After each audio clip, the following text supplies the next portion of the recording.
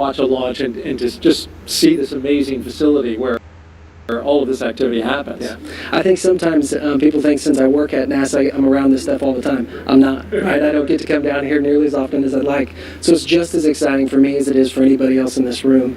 When you think about all the hard work that our team has put in to get us to this day, to actually come down and be a part of it with them, it's just overwhelming and incredible. So we're just a little bit excited. All right, Gabe Sheridan, NASA's Chief of Staff, we appreciate you joining us today and enjoy the launch.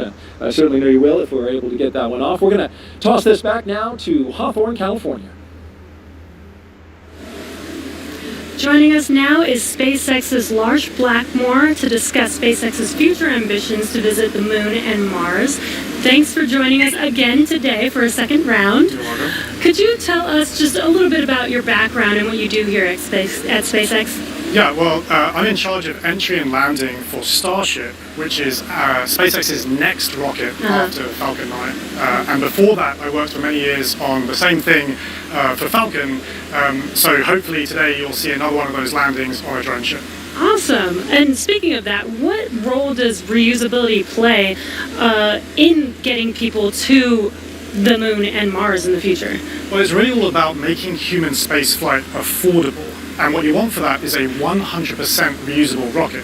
Now, Falcon is only partially reusable, but Starship is going to be 100% reusable. And we've actually already started working with NASA on using Starship to send astronauts to the surface of the Moon for the first time since 1972. Not only that, Starship will be refuelable on orbit.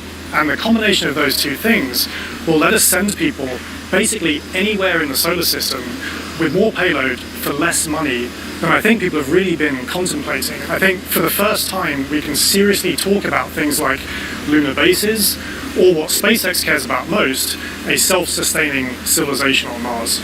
Right. So what you're saying is I will have an opportunity soon to get on board one of those spaceships. I very much hope so. Yeah. So speaking of reusability and landing, I know you mentioned Starship will be refuelable in orbit, but Falcon does come back and land back on Earth. What are the challenges with actually landing? High up where the air is very thin, and it just so happens that the conditions there are very similar to what a Mars landing burn would look like. So even though it takes months to get to Mars, and you can only do it every 2 years when the planets line up, we effectively get to practice Mars propulsive landing every time we bring Falcon back, including, hopefully, today. Wow. And as you mentioned, every time we bring Falcon back, we learn something new. Can you tell us a little bit more about what we learn after the...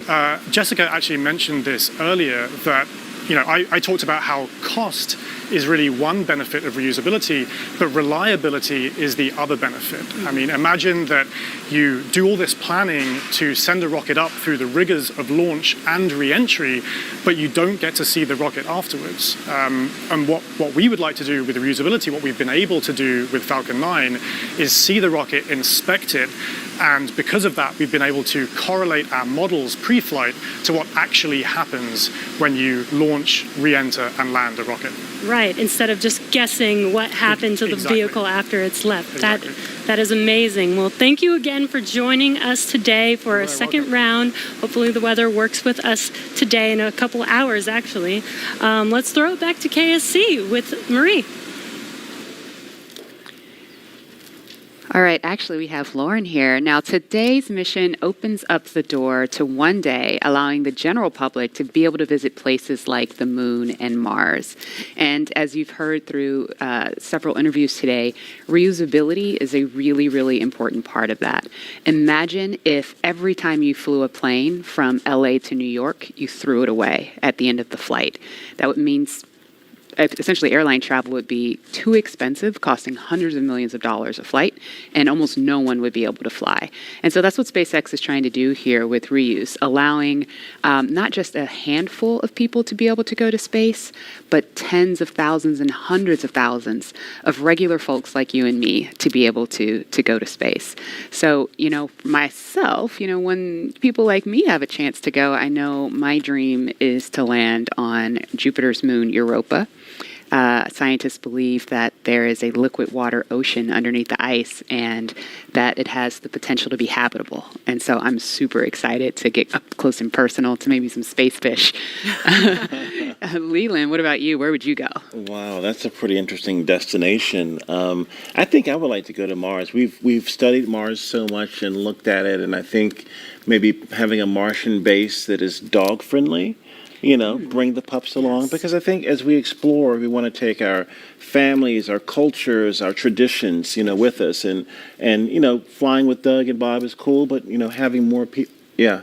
There's the dogs. The puppers, taking the dogs. puppers to space. I mean, they're not. They look ready to go. They are ready to go. We just needed maybe some like SpaceX type suits for them, But it's that's what it's all about, exploration. Like the settlers going west, they took everything with them, and they started these new communities and these new traditions. And I think that's what we do with space travel. We start new traditions and communities and bring everyone together as one family, one civilization. Absolutely. We're here for it.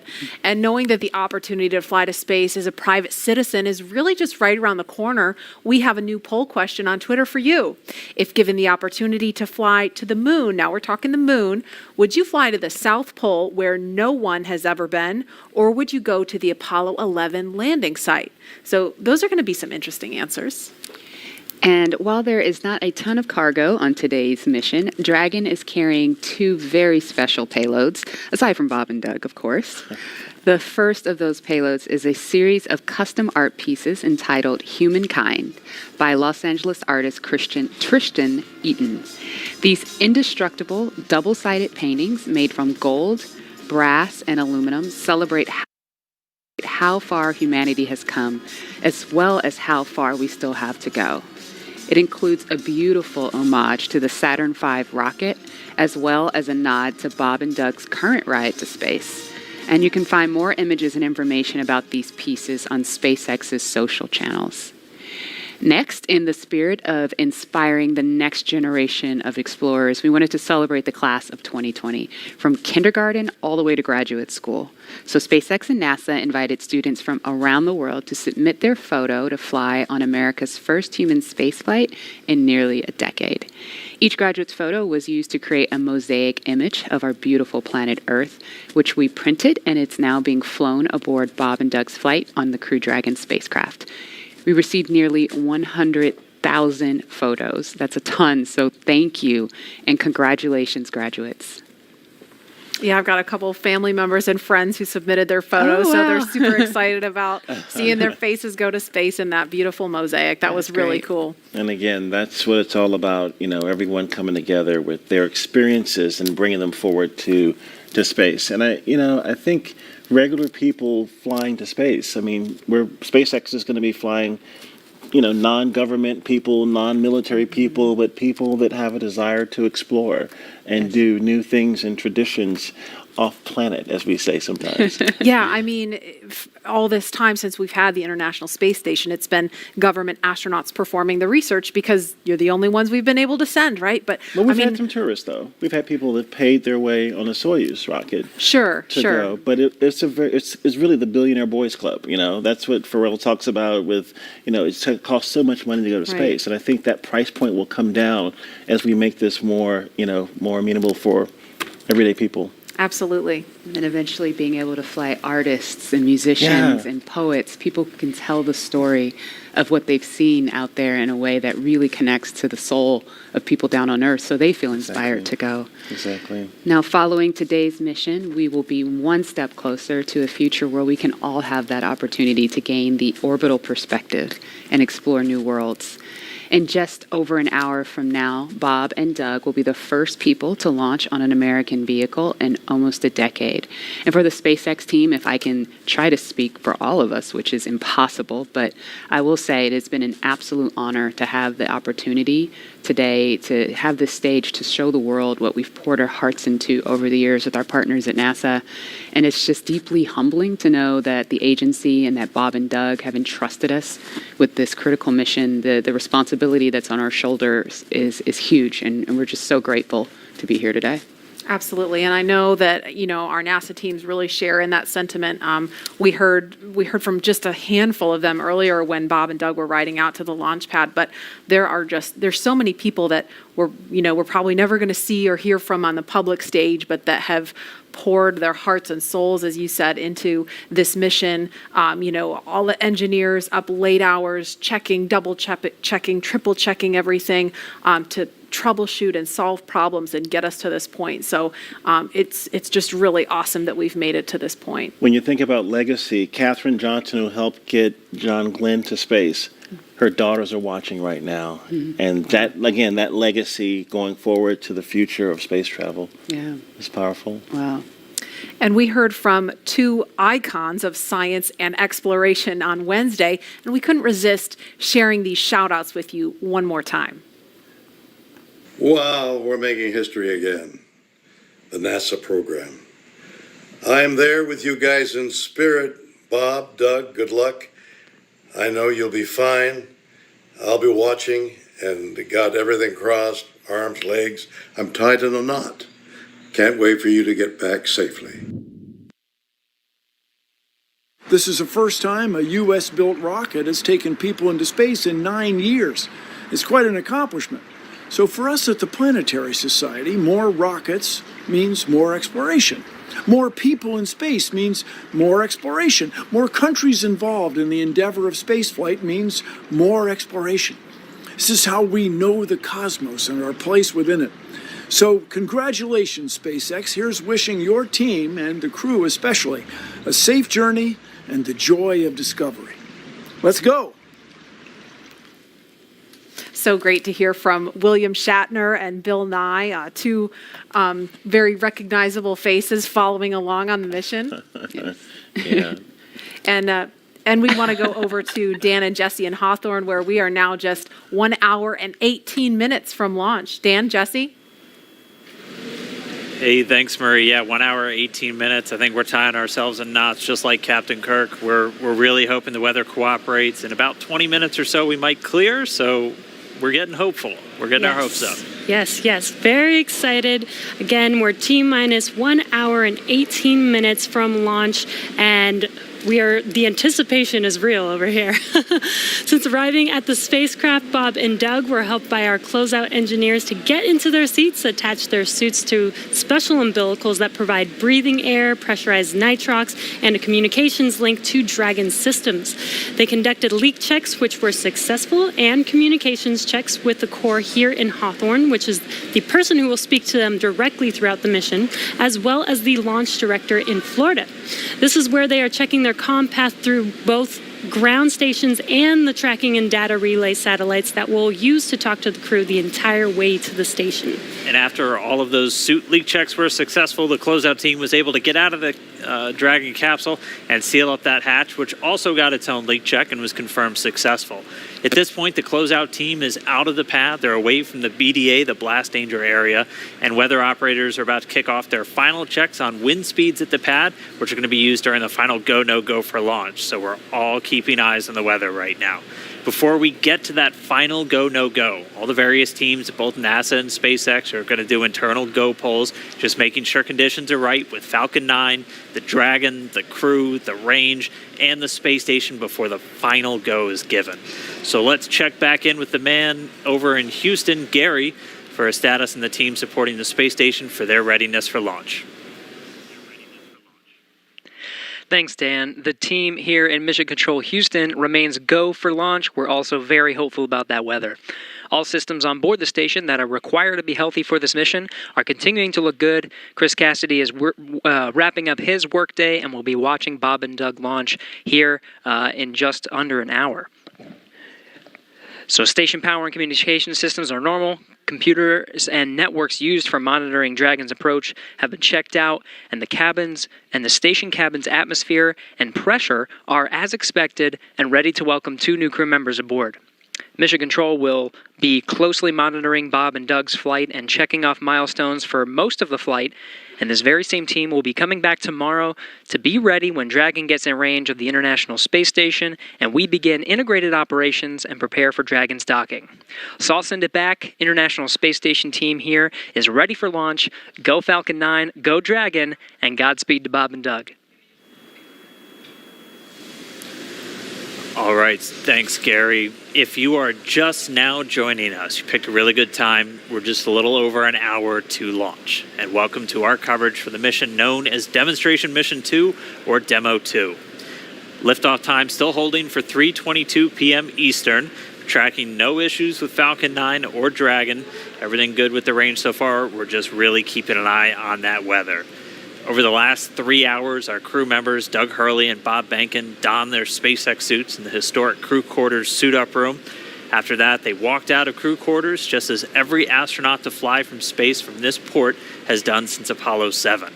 And then they were transported over to the pad, where the crew members entered the SpaceX Crew Dragon spacecraft that we're looking in live. Today is a historic launch. It will be the first time a commercially built spacecraft will launch people into orbit, and the first time the U.S. has sent people to the space station from American soil since 2011 with the retirement of the Space Shuttle program. Over the next hour, we will conduct a series of polls to get ready for launch, have Bob and Doug arm the launch escape system, and begin fueling Falcon 9. Launch is set for 3:22 p.m. Eastern. This will include a 12-minute flight to orbit and then a 19-hour flight to dock with the International Space Station tomorrow morning. Today's mission is the culmination of years of work between teams at SpaceX and NASA. Demo 2 is going to be an end-to-end flight test starting with this launch today, going on to dock with the space station tomorrow, and then splashing down at the end of their mission. And this is going to be the final test for NASA to certify SpaceX for regular crew flights to the space station.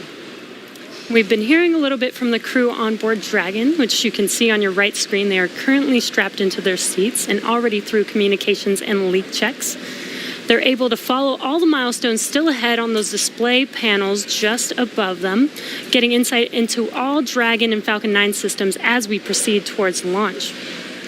So at T-minus 1 hour and 13 minutes, let's check in with John I for a status update on the vehicles. What's the update, John? Thanks, Jesse. Well, not much to add to what Dan and Jesse just brought up. We've had a smooth countdown this afternoon. SpaceX team is working no issues as the pace begins to pick up here in the last 70 minutes. On Falcon 9, we did get the team on console. Earlier, you heard the comm checks between the responsible engineers and the crew. The engineers will be making calls on ascent for the crew's benefit, so they want to make sure that they could hear them before we go. The propulsion checkouts of the first and second stages are beginning right now. We're watching them begin to go through the process, opening valves. That check will go for about another 10 minutes, and that'll be our last one until propellant loading. Now the team will assess readiness for launch with a final go-no-go poll at T-minus 45 minutes, and that'll be followed by propellant loading starting at T-minus 35 minutes. Now earlier today, Dragon operators also performed a series of checkouts of Dragon's flight systems. The spacecraft is also currently go for launch. Our NASA crew, astronauts Doug Hurley and Bob Benkin, are currently inside Dragon. The hatch is closed. The SpaceX ground crew has left the tower. The next major event for Dragon is Retract to the crew access arm that you can see currently alongside the capsule. That'll happen somewhere between T-minus 45 and T-minus 42 minutes. Now the range is currently clear for launch from historic Pad 39A.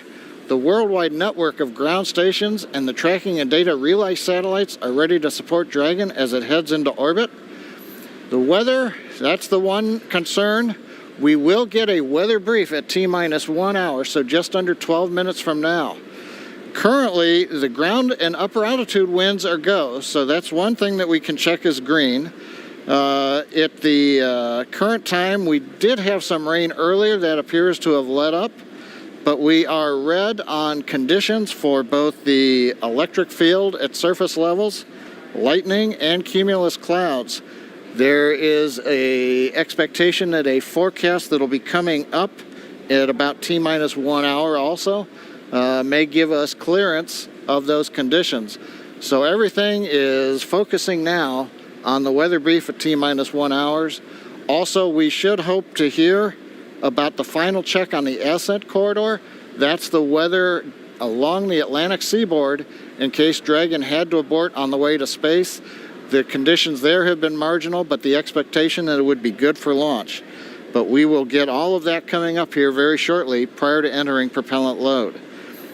Now today we are aiming for a launch at 3:22:45 p.m. Eastern Daylight Saving Time, or 19 hours, 22 minutes, 45 seconds Universal Time. Once we begin loading propellant, there's no opportunity to change T0. So once propellant is loading, we're committed, and we'll get one chance at it today. But currently at T-minus 1 hour, 10 minutes, and 30 seconds, everything except the weather is go for launch. Thanks, John, for that detailed update. We've got an extensive history now of flying Falcon 9 from the Florida coast, and just last year completed a test run of the mission. We're less than an hour from beginning here today. The purpose of that mission was to demonstrate Dragon's capability to safely and reliably fly to and from the International Space Station. The success of Demo 1 was a really exciting moment, Falcon paved 9, the way Falcon for 1, today's please, mission to where we are today. And right now we're getting ready to fly U.S. astronauts from U.S. soil for the first time since 2011. Dragon and Falcon 9 together have years of operational experience, or what we refer to as flight heritage. As I mentioned earlier, SpaceX has successfully completed 21 flights of Dragon to and from orbit since 2010, including 20 trips to the International Space Station. Not only have we conducted thousands of hours of testing, we've also enhanced and added a number of safety features to Dragon. Much of what was learned with the Cargo Dragon was leveraged in the design of this new vehicle. It's fully autonomous, which means it can basically fly itself, but also features that full manual override capability just in case of emergency.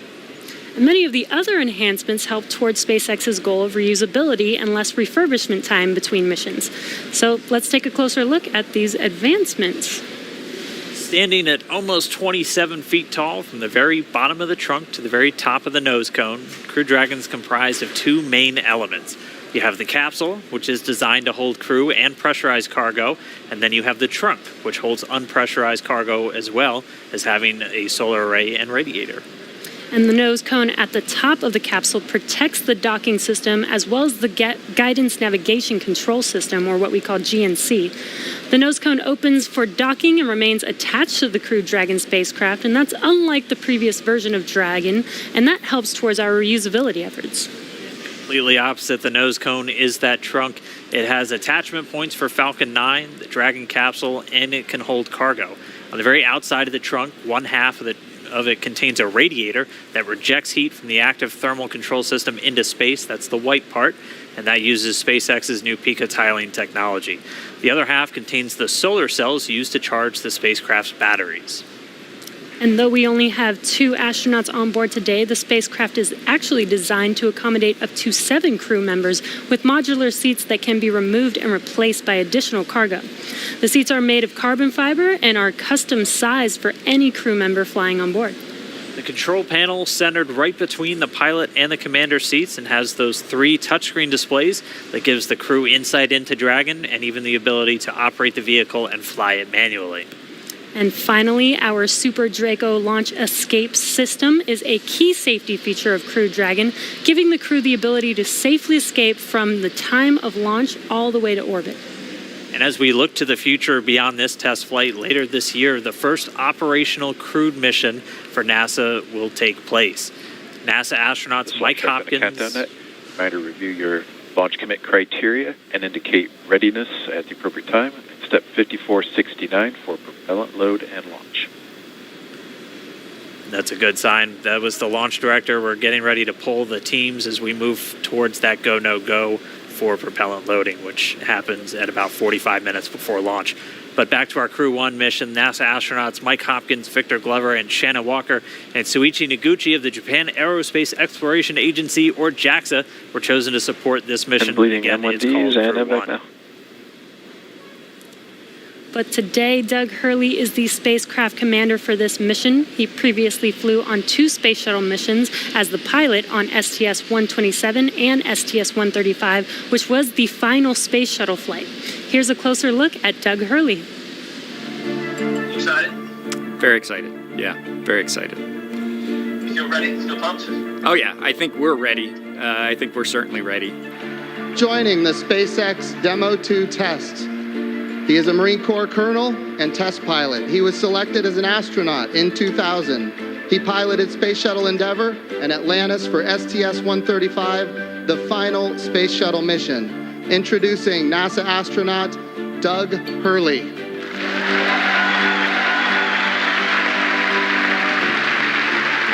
It's a life-changing process in so many ways to fly into space.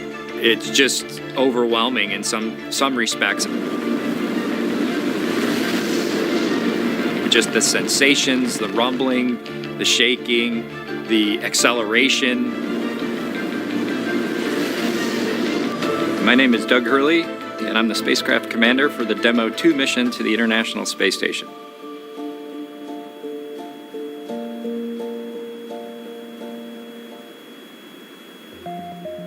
This will be the first time the Dragon had a crew on board, and so there's a myriad of objectives we want to achieve for this mission. What would work on orbit, what might not work on orbit, what would definitely work. To be able to just have the entire integrated team that's going to support us getting to and from space station, it was really neat being part of it. You know, we are the lucky ones that get to fly it, but we certainly not for 1 second take for granted the amount of effort that so many other people had to put into this to make it successful. For Doug personally, he's worked so hard, I mean, through his entire life, to get to where we are right now. As a test pilot, this would be the dream to fly a new vehicle. So it makes me so happy to see that he gets to be part of this mission, the spacecraft commander. I'm just glad to see his hard work and his dreams come true for that. It's been a long road in a lot of ways for not only us, but certainly for all the folks that work in the commercial crew program, as well as SpaceX in our case, just working to get to this point.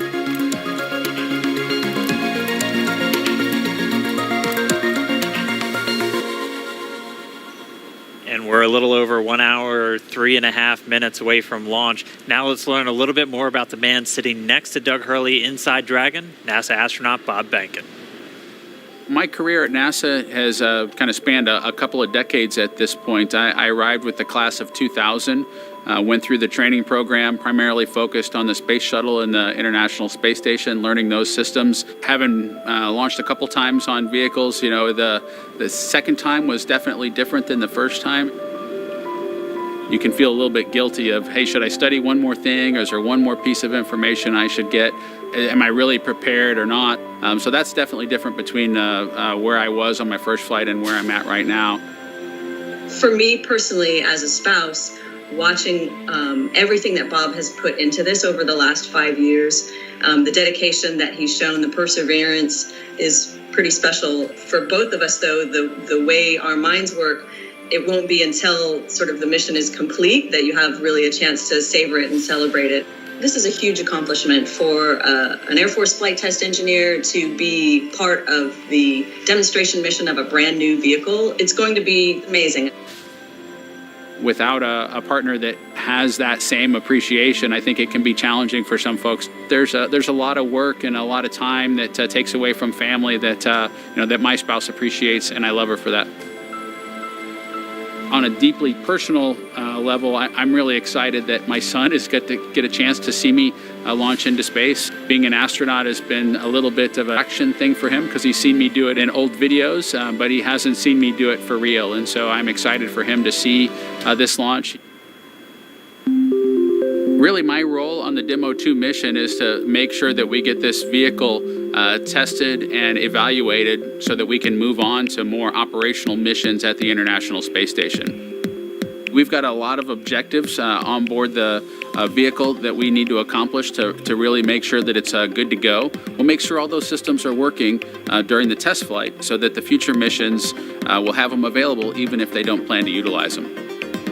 Through years of the NASA team helping to share that experience and teaching them the lessons that we've learned by going through this, now there's another capability in the U.S. besides NASA to opt this magnitude. I want to thank the entire Commercial Crew Program team that's worked together to get to this point where we've got vehicles in the launch pad ready to head to the International Space Station.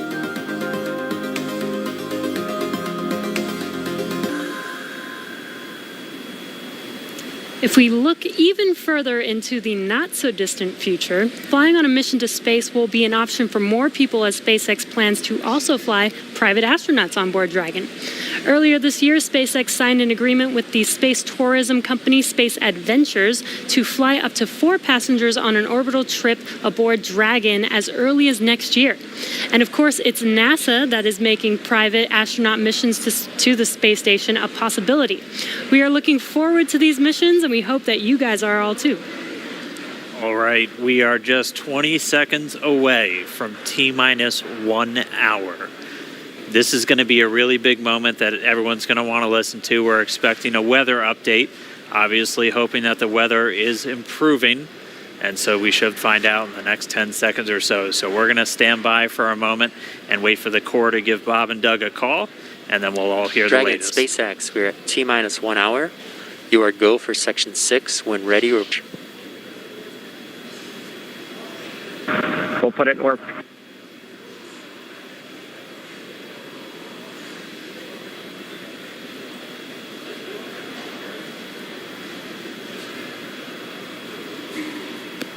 And that right there was a call for the crew to refer to some of their procedures. They do some final checks. You can see them checking harnesses, checking helmets, just making sure that they're strapped in and ready to go. And once they're done with that, the crew will report their readiness for launch.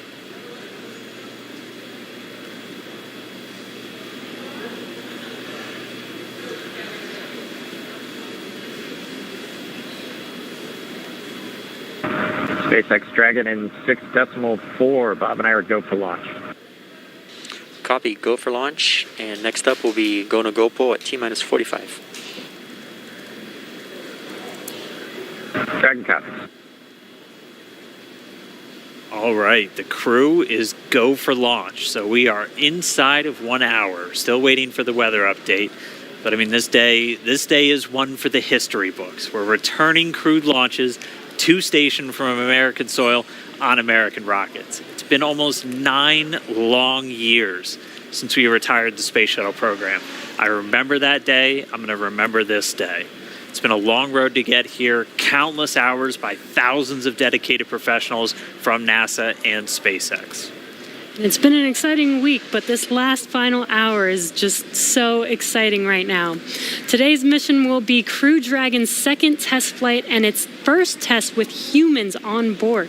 It's been an awesome countdown so far.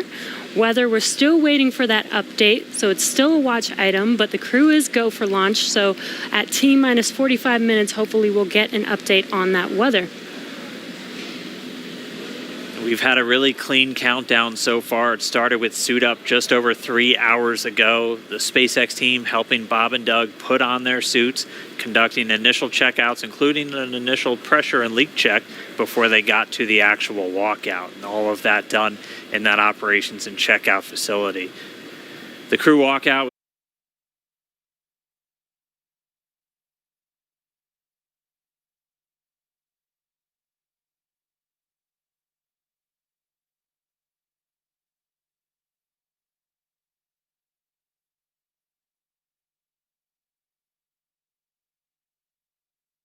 Doug gave their final goodbyes to friends and family gathered outside the operations and checkout building before they began that roughly 20-minute ride to pad 39A. Really touching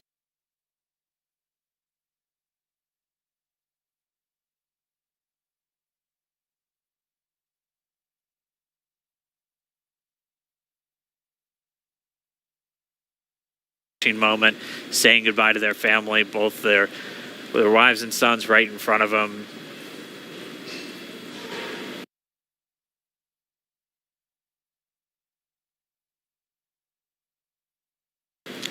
Yeah, very touching moment. It's incredible to be able to watch these moments. And as they got into their Teslas, we got to watch them ride all the way to the pad, and we got some great footage there. And as you can see on your screen, this is some playback from earlier of them getting into those Teslas, about to make that drive down to the pad.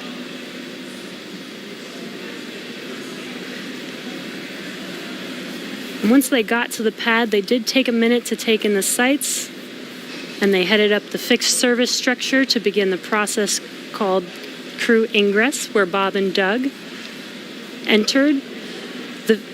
And there you can see on your screen as they're coming through the crew access arm, entering the white room right before they are able to ingress into the vehicle there. Again, this was from earlier. Yeah, this all from earlier, and as we said, that white room, the last place on planet Earth they're standing before they climb into Dragon for the ride uphill. SpaceX carrying over a tradition that NASA had where that was traditionally the room from Gemini, Apollo, and the space shuttle, that last place. About 30 minutes ago, we're back with some live video here. The team was able to close Dragon's hatch with Bob and Doug safe inside. So we are under an hour ago. Things are going to pick up as we get close to that go, no go to begin propellant loading and then arming the launch escape system. The crew pull for readiness was completed at T-minus 60 minutes, and the Dragon pull for prop load is coming up here in just about 30 seconds at T-minus 55 minutes. And then following that will be T-minus 45 minutes will be the internal mission control Hawthorne pull, and then the launch director's pull for propellant loading. When we get to about T-minus 40 minutes, the crew access arm will retract, and Bob and Doug will get the call to close their visors and arm the launch escape system. This is the automated system in place that can fire the 8 Super Draco thrusters on Dragon to quickly separate the crew from the rocket, either on the pad or during the flight on the ride uphill. And then once we reach T-minus 35 minutes, propellant loading for the Falcon 9 will begin. We got there on Wednesday. We got all the way down to about 17 minutes before launch before we had to cancel because of weather. But we're optimistic right now. Conditions have been improving, and so we're looking to press ahead once again into loading fuel onto that Falcon 9 rocket. Throughout the countdown, we've been getting some incredible views of the astronauts inside Dragon, just making all of their final preparations, some close-up views of their suits and on the displays as they just are strapped in and ready for launch. The teams often describe the suits as an extension of that Dragon spacecraft. You can always think of it as a mini spacecraft inside of a spacecraft. It's got all of the life support, everything that they need, just like the capsule. On countdown 1, technical pull is complete. No constraints to proceed into launch escape system arming and propellant load. And there's that call out that the crew is ready. They are ready to load prop onto Dragon, so we are pushing forward towards T0. And while those suits do look great, they are also engineered to connect directly into Dragon seats to provide communications, cooling, and the ability to pressurize if necessary. All right, well, we did get the call out that the technical teams on the ground are ready for launch escape arming and propellant loading. Again, things starting to pick up, things really starting to feel real. Let's jump down real quick to the team at Kennedy, see if you guys are just as excited. I can't sit still right now. It's starting to feel real. Yeah, it's hard to sit still in here, right, Leland? That rocket fuel going through my veins still. I know. It's so awesome when we see them sitting there in their suits. We're less than an hour away now. So far, things look like we might make it. We might make it. So I want to ask you what it was like the first time you put on a spacesuit when you knew you were going to space. Oh, that was February of 2008. We were in the ONC building getting the pumpkin suits on. A little bit different than the SpaceX fly SpaceX suits, but it was kind of surreal, you know. And to think that all of these, it took 10 years of training to fly in space. It took me 10 years from when I got in the Corps in 1998 to flying in February of 2008. So it was a long road to get there, but it was so worth it and so sweet. And learning how to use the green apple, the connections for oxygen, for cooling, much different than these suits that we have here with SpaceX. And so it's a lot more complicated to go through that whole series of things that you have to do to make sure you're safe in the suit. But we've evolved, we're ready, and they look so cool and calm and collected in their suits and in the vehicle. They're focusing and getting ready to fly in space. And there's so much excitement around the center. I know, Leland, you've been getting some messages. You got another message from another astronaut. Yeah, Sunny Williams. Okay, so Sunny, She's Lauren, kind of the best. She's Sunny is she's awesome. a commercial crew also. She was one of the Yeah. original cadre. She was one of the Right. original 4 who trained with Bob and Doug from the beginning of the commercial crew program. And she's one of my classmates. Look at her there. What is she wearing? There she is. Hey, The Sunny. meatball. I forgive you, Sonny. No, she had the worm one on Wednesday, so she wore the meatball today. So She's it's the best. But now she can wear the worm ball. I guess. Yes. The worm ball, yeah, she can mix it up. But yeah, Sunny's awesome. She's training to fly on the Boeing Starliner in the not too distant future. So really glad she's watching and showing some love.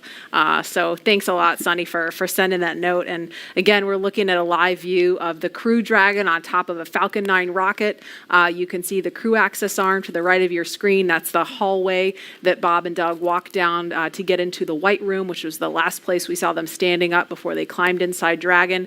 And again, the wider shot there of Launch Complex 39A, where we are inside of an hour from liftoff, and I think we're just a couple minutes away from the pull we're going to hear before they start propellant load.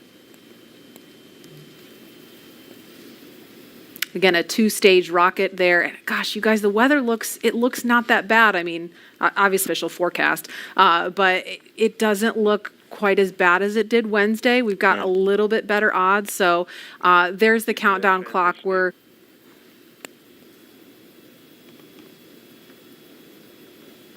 going to pause to listen to that comm.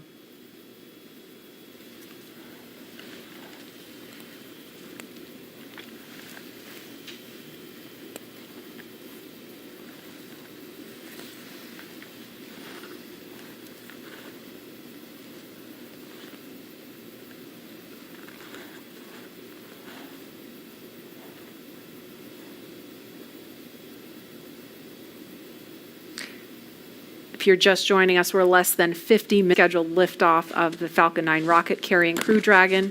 And if we start to hear any kind of update on weather or polling, we will pause to listen in for that. If things go as scheduled, we should be hearing the launch director verify go for propellant load at about T-minus 45 minutes. So we're going to send it over to Hawthorne to carry the ball. John Insprucker or Jesse, are you there? This weather is go at this time. Dragon copy, go weather. And there you heard that call out. So far, we have good weather. We are go for launch today. This is getting really exciting. I don't know about you, Dan.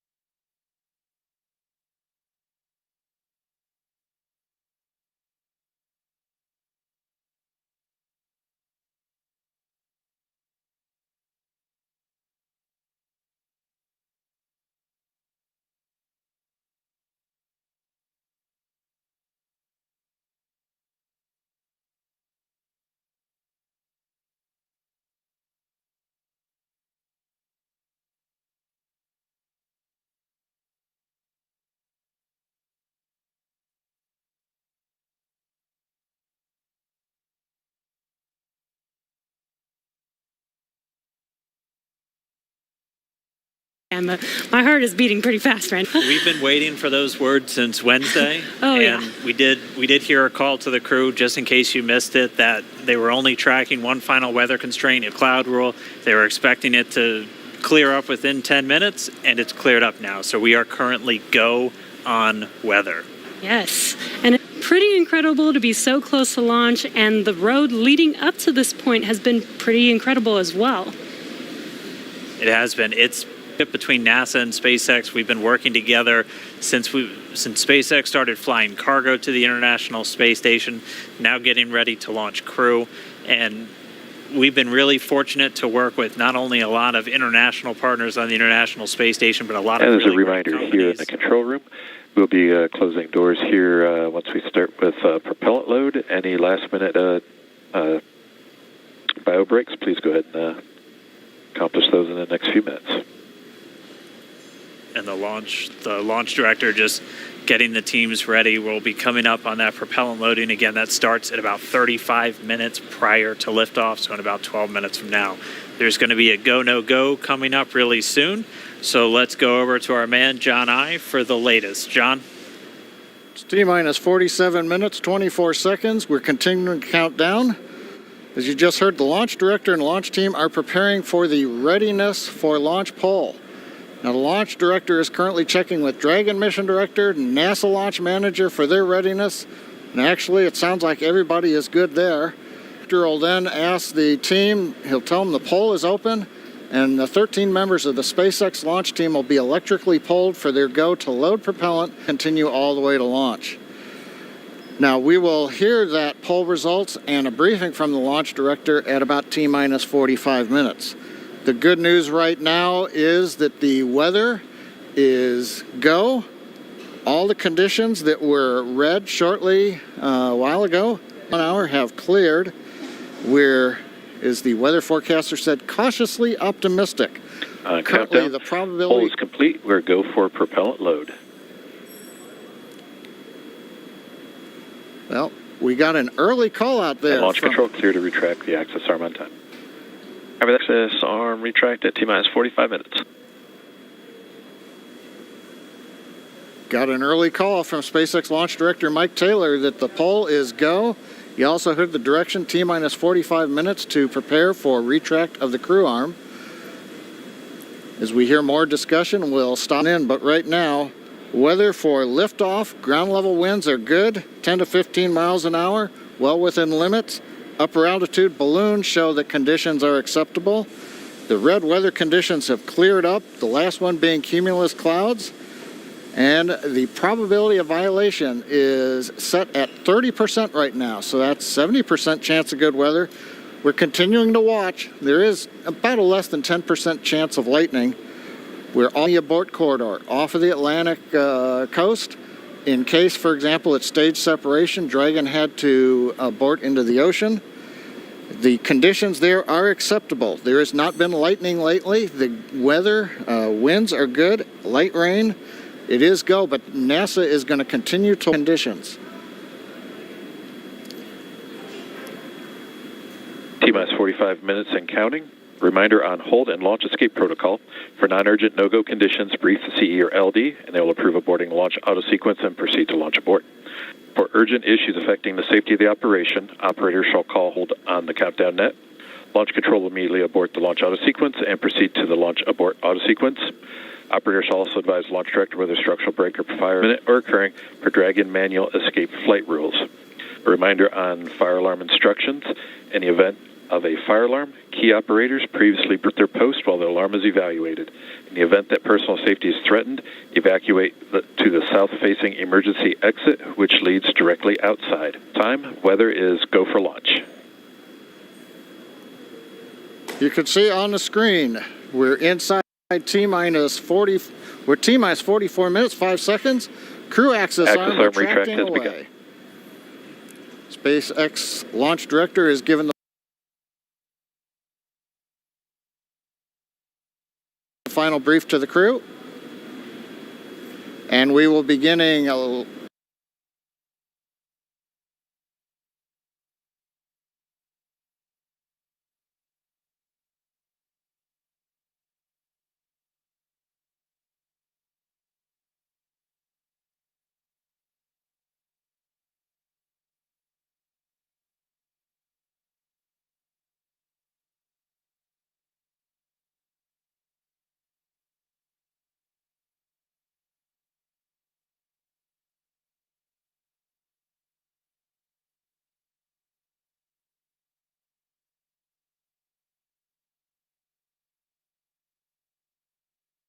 propellant loading at T-minus 35 minutes.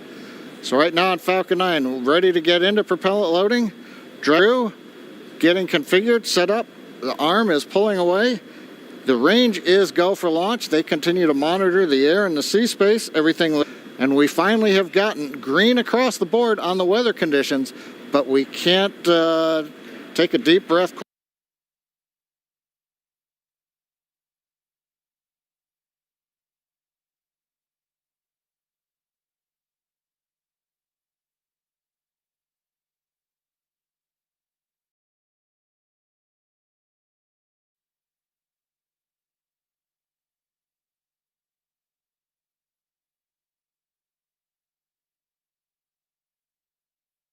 Quite yet. We're going to have to watch the weather all the way down, both here at Kennedy.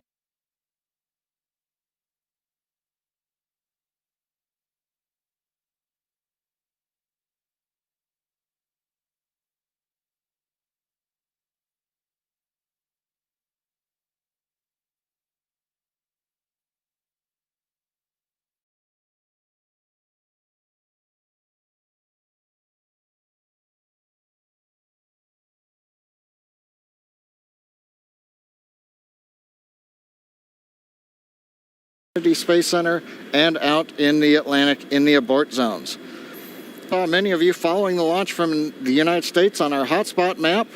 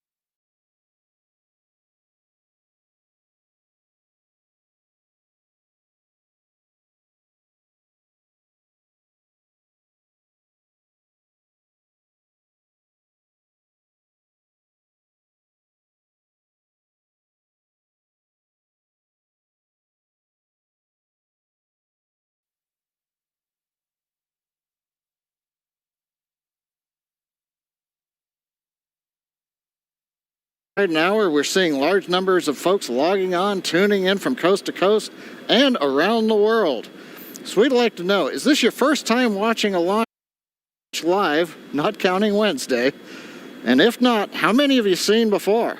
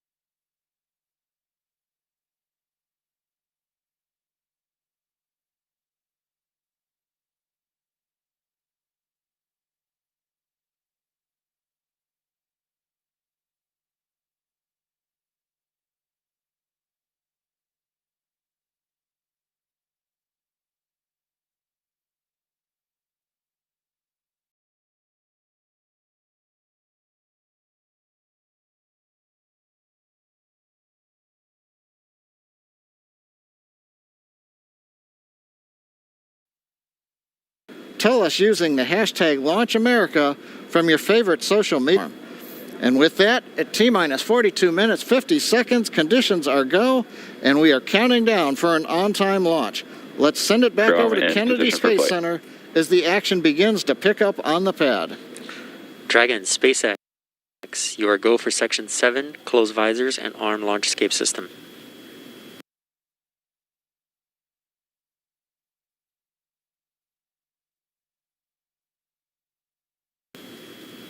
We will put Section 7 in work.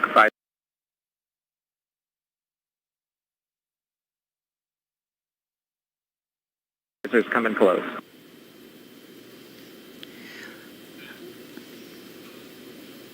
All right, the countdown clock continuing to tick. My heart is continuing to beat 5 million beats a second. And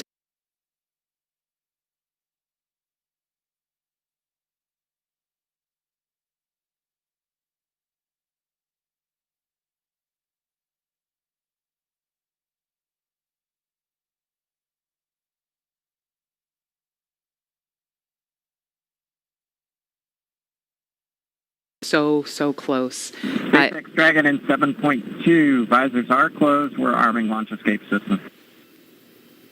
Copy. As you just heard, the crew is arming the launch escape system. That is one of the absolute last big milestones off, other than nominal Falcon operations.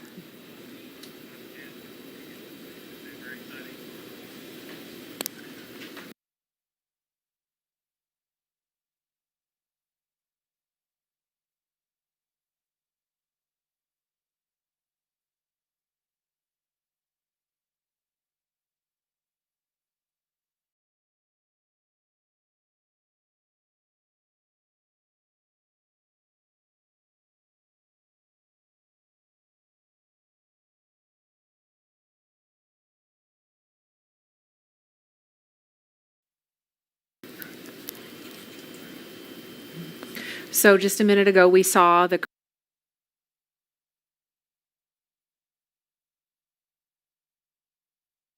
crew access arm retract, and obviously we just heard on the comms, Bob and Doug getting ready to arm the launch escape system, and so that is something that protects them all the way to orbit. So when fueling starts at about T-minus 35 minutes, so just over 6 minutes from now, they will have the capability to abort, to separate from Falcon 9 either on the pad or even after liftoff.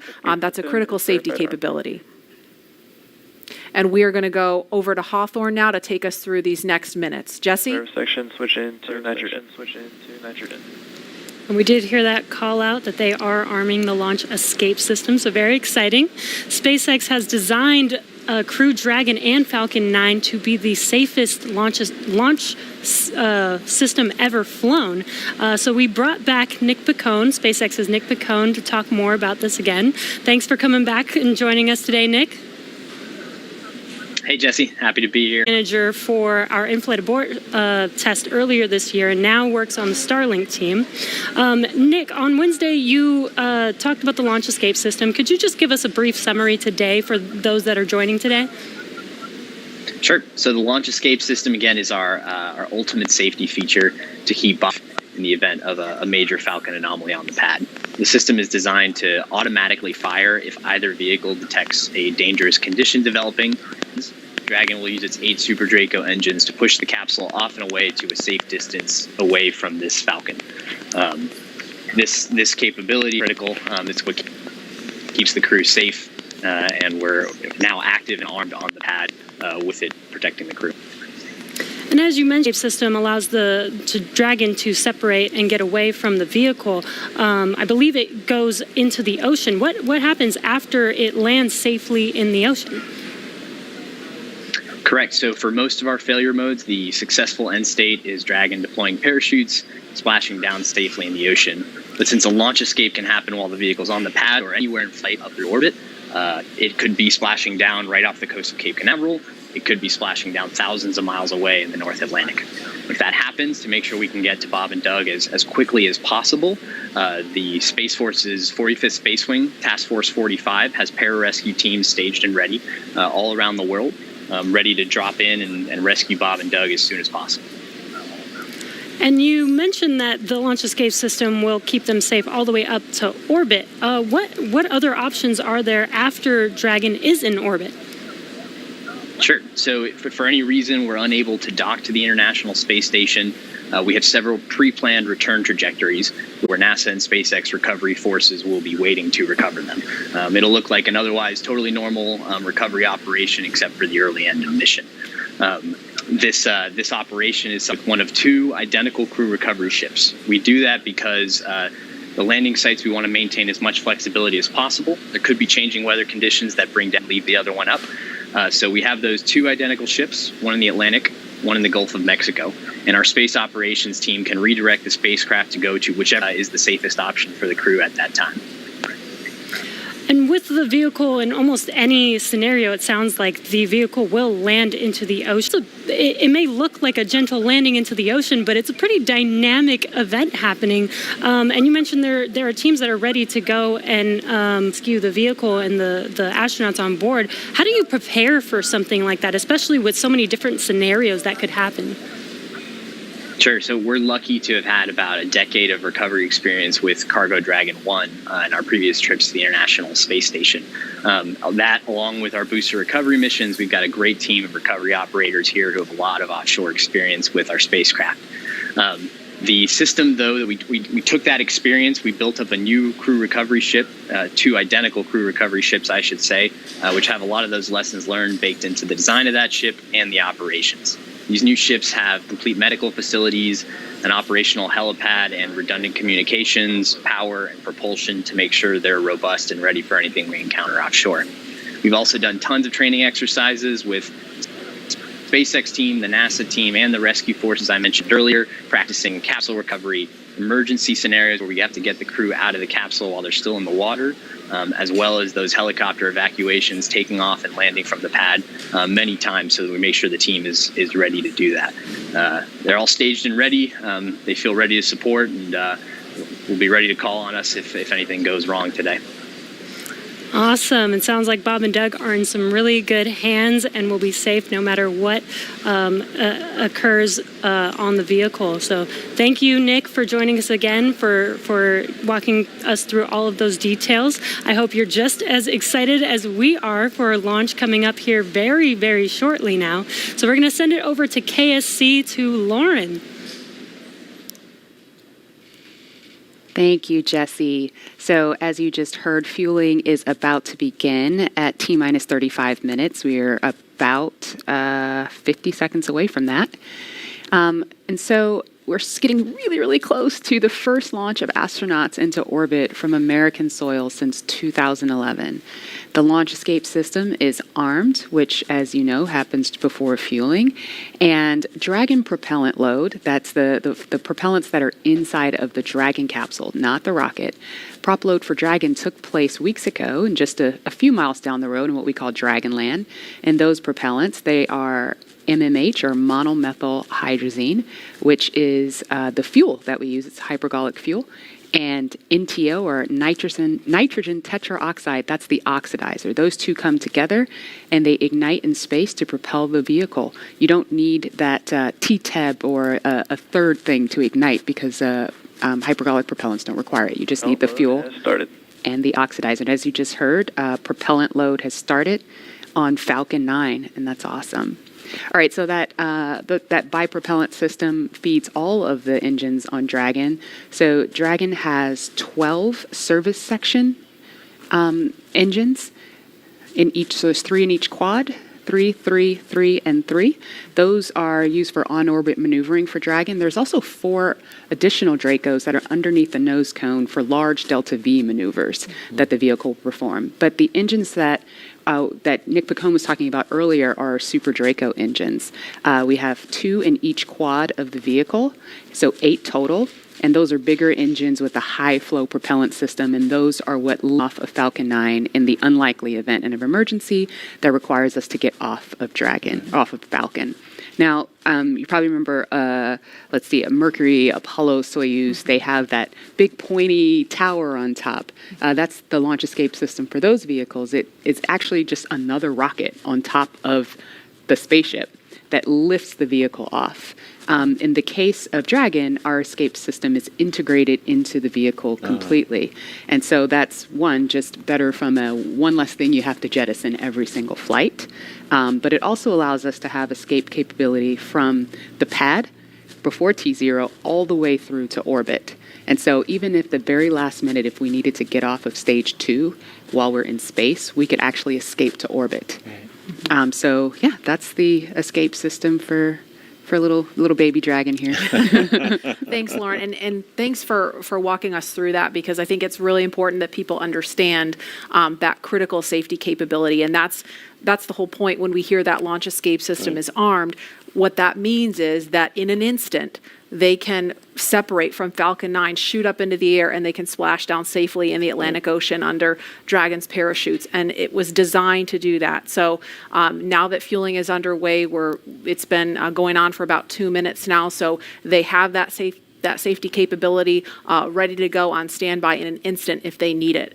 And so we want to go over to Hawthorne now for an operational update from John Innsbrucker. John? Fuel in stage 2 fuel, all flow rates tracking nominally.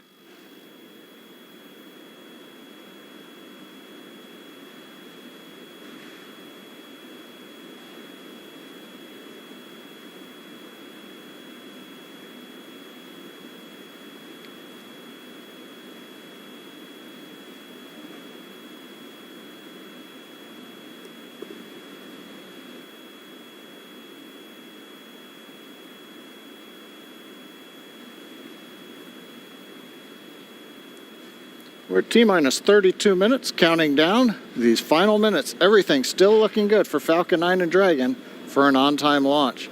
Begin propellant load at T-minus 35 minutes at planned. Now on the Falcon 9, we use a fuel and oxidizer as the propellants that power it. The fuel is RP1. That's rocket propellant grade 1 kerosene. The oxidizer is densified liquid oxygen, also called LOX. Densified means it is kept much colder than typical for launch vehicles.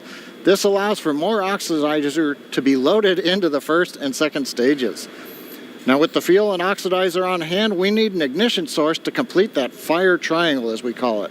For this, Falcon 9 uses a fluid called T-Tub. It ignites in the presence of oxygen and gives off a green-colored flame.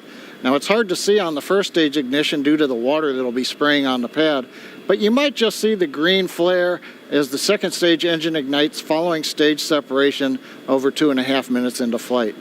Now currently first stage fuel tank is about 10% full. The first stage, as a reminder, as you look on the left side of your screens, the first stage is the long white cylinder at the bottom, topped off by the black cylinder. So over 2/3 of the rocket is that. So the fuel tank is getting loaded. We're also loading the liquid oxygen into the first stage also.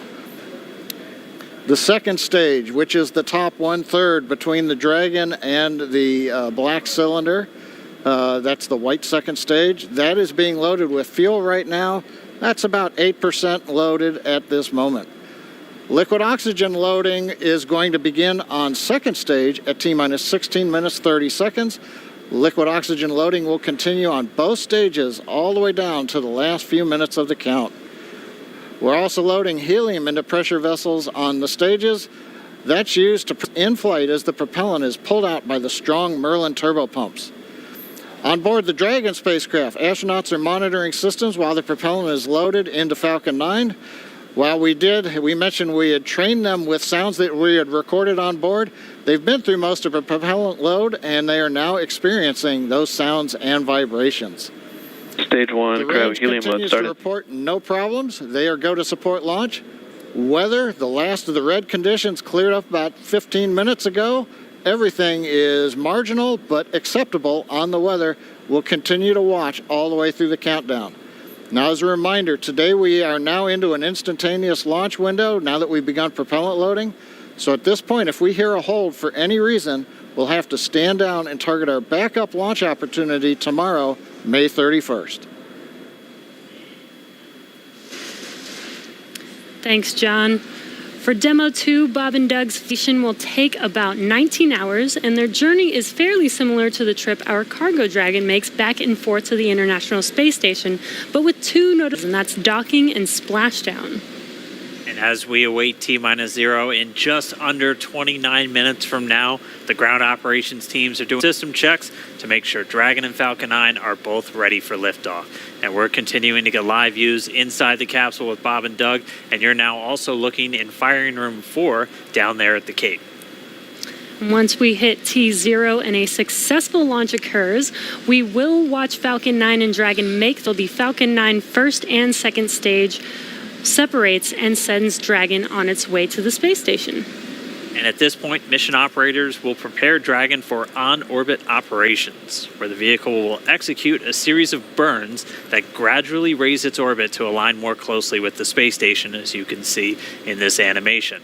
And just after putting Dragon into the same orbital plane as the station, the teams will get ready for Dragon's approach and docking maneuvers. The next Dragon will make its approach and actually dock with the space station. And this is a very different process from what we've seen with Dragon cargo deliveries in the past, which use a process called berthing. Berthing requires a spacecraft to approach the station and then stop so a crew member can maneuver the station's robotic arm to capture the spacecraft. Docking on this version can be done autonomously with no crew on board the station. It's typically a faster process, both when arriving and leaving, but it does still require pinpoint approach safety. Once captured, a spacecraft then gets attached to a common berthing mechanism, the same type of port that we use to connect each of the modules on the station. It's a little bit slower of a process, but the hatches are significantly larger than the docking ports, which makes them perfect for bringing up those really big cargo items. Dragon will spend 120 days docked before preparing to return home, following successful completion of Dragon's test objectives and cargo loading operations. Close the cabin, perform final system checks, and configure the vehicle for undocking. Once the automated undocking sequence is complete, Dragon will complete 2 departure burns using its Draco engines, pushing it away from the space station. And then next up on the trip, deorbit entry and landing, or splashdown, which is going to cover all the operations following that final departure maneuver. It's going to include events like the trunk separation, closing of the nose cone, a deorbit burn, and then eventually as the atmosphere, the deployment of the drogue and the main parachutes, and all of that ends with splashdown right off the Florida coast. At that point, teams from SpaceX will move in with their recovery ship, grab the capsule out of the water, and work to get Bob and Doug out of Dragon after a successful mission in space. So we are 26 minutes away from launch. Fueling of Falcon 9 is continuing. Let's check in one more time down with the team at Kennedy. Murray? All right, thanks, Dan. We are so pumped right now because things have cleared up and it looks like we might actually do this today. If you're just joining us, we are now 25 minutes, 46 seconds and counting from the first launch of astronauts to the International Space Station from U.S. soil in 9 years. This will mark the beginning of a new era where more people will be able to fly to space than ever before. And we want to share with you the results of a poll we asked a little earlier. If you could go to the moon, now it's not where the astronauts are going today, they're going to the space station, but if you could go to the moon, would you rather visit the South Pole where no one has been before or the Apollo 11 landing site? And it was a pretty even split. We had 46% of you say you would go to the moon's South Pole, and 54% of you would go to the Apollo 11 landing site. I kind of side with the Apollo 11 landing site because I'm a history buff and I want to see where Neil Armstrong and Buzz Aldrin set foot. So I don't know. What do you guys think? Lauren, which place would you go? I'm with you on that one. And I would love to go see that flag there and those footsteps, those footprints there. Still be there, right? There's no wind up there. Still be there. Leland, how about you? With both of you, because it's just like, the meatball, the classic. Yeah. Going to the classic spot. And that's where all of it started. That's where all that, even though I was an antenna engineer, not seeing it, but besides that, that's history. And hopefully, maybe it wouldn't have to be one or the other. That's true. Exactly. I mean, yeah, we're going to learn more from going where we've never been before, Exactly. and so we need to go to the South Pole too. And we are thrilled to see all of you following along online, answering our poll, and we're going to go over to Tahira, who's been monitoring all the action with less than 25 minutes to go. Tahira, I'm sure things are heating up online. Hey, Marie, I mean, you're completely right. Now that we have that go for launch, people are on the edge of their seat right now, waiting for a historic moment to take flight. As you can see, photos are still coming in of just everyone around the country showing their excitement for this launch. And it's really been a touch to see how everyone's kept this excitement going from Wednesday's first attempt. So we just took a look at numbers, and we are now over 3 million people tuning in for launch. And so for me personally, I just want to wish Bob and Doug the best of luck. This will be my own first time watching humans lift off to space from the United States, and it's just going to be a super emotional moment. For that, Marie, back to you at Kennedy for these last minutes before launch. All right, thanks to Hira. Leland, we got 23 minutes and some change to go. What do you think Bob and Doug are feeling right now? I think, they're very calm, cool, and collected. But I think they're thinking about what are the steps that I have to take if a malfunction or something happens. And so the nominal stuff is all kind of automated. But if something happens where they have to enter screens, that's what they're thinking. Mm-hmm. And we're just inside 23 minutes now. So on Wednesday, we were 5 minutes further in the countdown when we heard that call to scrub, and the weather was still very touch and go at this point on Wednesday. But today, it at least for right now, I don't want to jinx it. I'm afraid to even say it out loud. It looks better today. Yeah, and it feels like I'm feeling it a lot more than I did on Wednesday. Right. And, Doug and them being really calm and cool and collected. Haven't had the opportunity to be in meetings with them and to watch them train. I have to say, and to all of my them every single day, the feedback is always just what great people they are. Right. Mm-hmm. And just how not just bright and sharp they are, but just good people. Right. And the office, we often refer to them as the dads. Yeah. The dads? They're the dads. They're dads. They are dads. Okay. And we've met their families. And when you see people on that very personal level, it starts to mean so much. They are a part of our team. They're not a customer. They're our team. They're not a payload. They're our team. They're our family. And so we're just so excited to see the dads up there today. Yeah. Go dads. Yeah. All right, we're going to go send it over for an update from Houston. Gary? Hey, Marie. The space station team here is focused. All eyes are on the system checks that are happening across the board, and we're listening in as we close in on launch. And I can tell you that things are looking very good.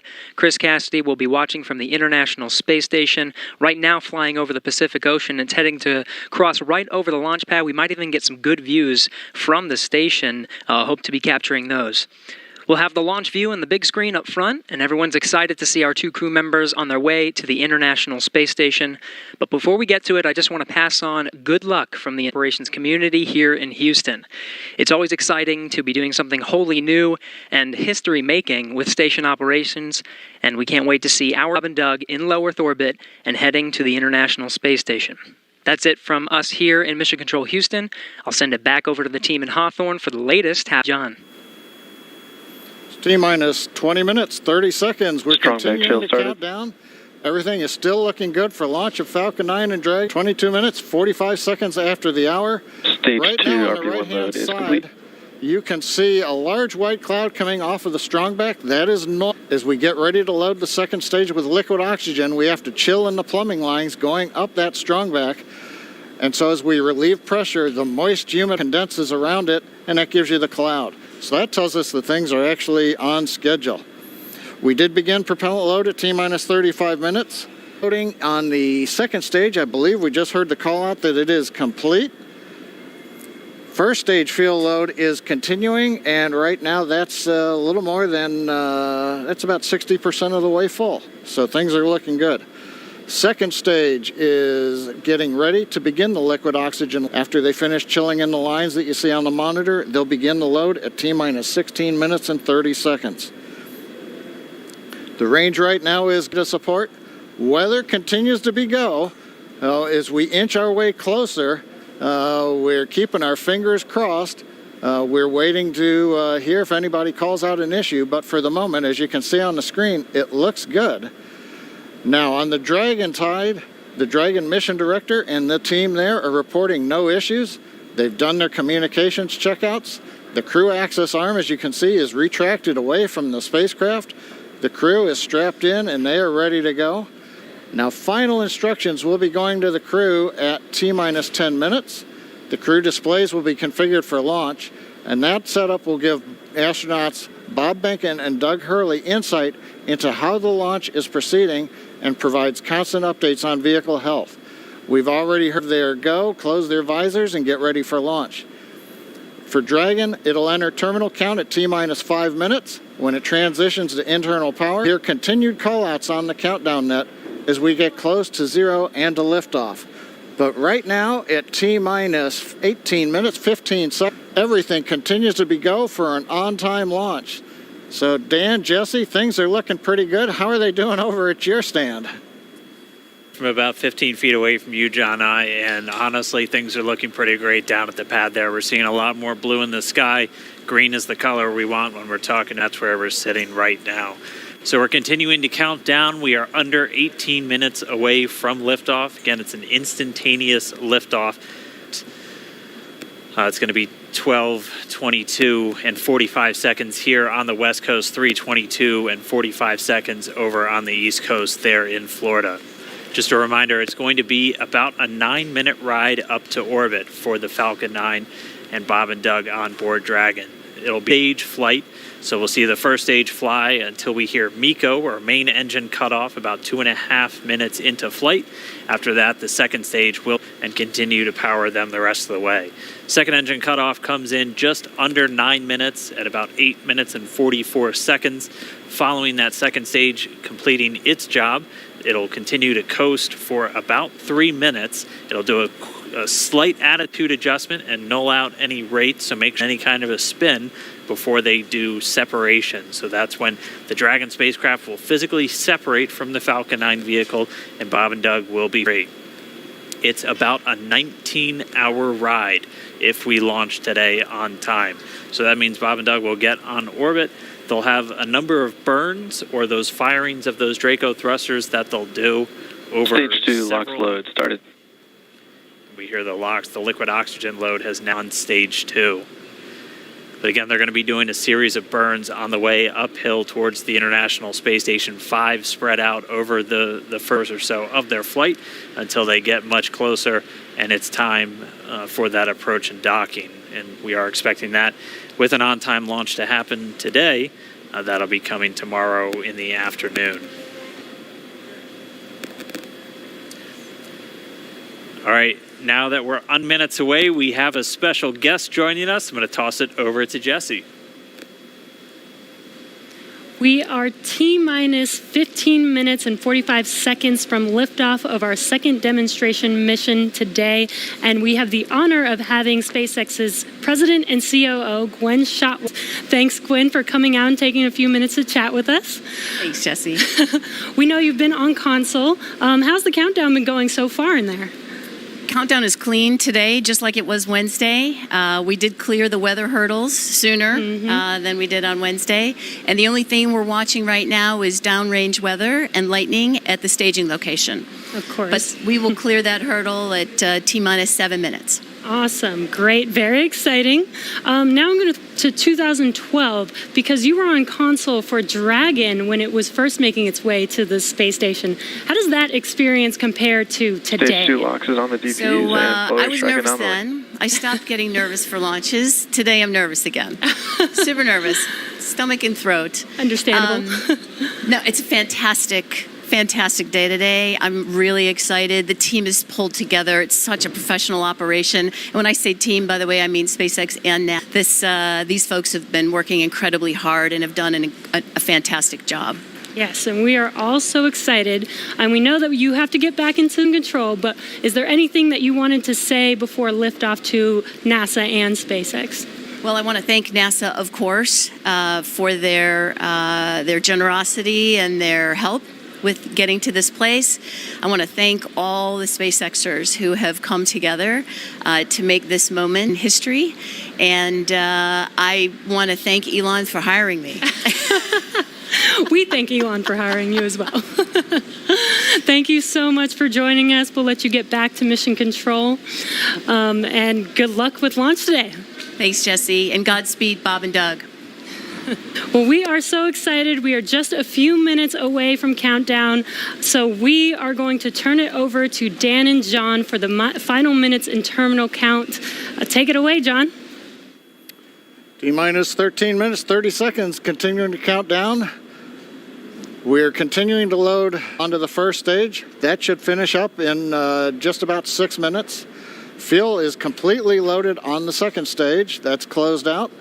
Continuing to load liquid oxygen on both the first and second stage. The liquid oxygen load beginning on the second stage just about 3.5 minutes ago.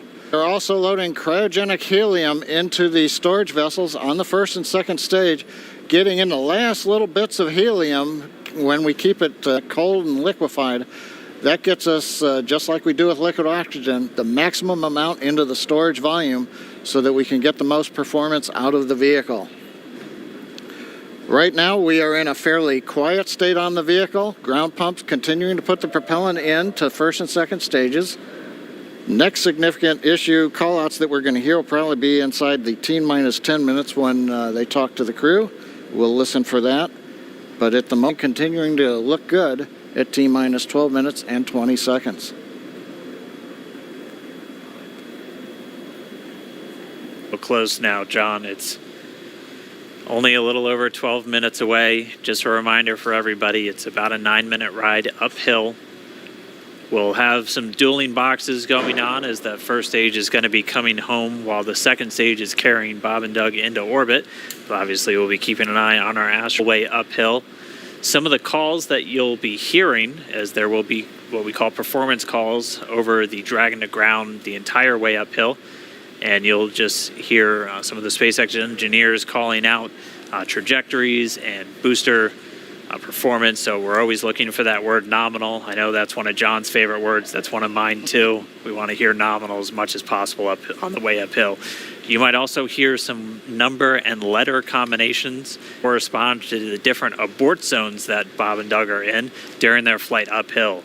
There's 1A and 1B, which signify that they're on the first, carry them from there in the Cape all the way up to about the very top of North Carolina. And then we'll have 2A through 2E or 2 Echo, and that will be in stage, and that goes from North Carolina all the way up to about the tip of Newfoundland, so in the northern Atlantic. And then there is a zone of the northern Atlantic that we're going to avoid, and so you should hear the call out be something similar to forward to Shannon, and that just refers to Shannon, Ireland, which they'll be off the coast of Ireland at the later stages of the second stage if they have to abort. So just prepping you now for some of those calls. You're hopefully going to hear that word nominal a whole lot on the way uphill. 10.5 minutes. Things are pretty quiet. As John I said, it'll pick up right at about 10 for the crew, just to confirm that their displays are in order. The crew is already strapped in and reported that they are go for launch. And we'll continue to watch the fuel gauge up on the Falcon 9 vehicle until fueling cuts off at just about 2 minutes prior to launch. Dragon, SpaceX, confirmed displays are configured for launch. SpaceX Dragon displays are configured for launch. Copy. Bob, on behalf of the entire SpaceX team, it's been a huge honor to help you get ready for today's historic mission. Know that we're with you. Have an amazing flight and enjoy those views of our beautiful planet.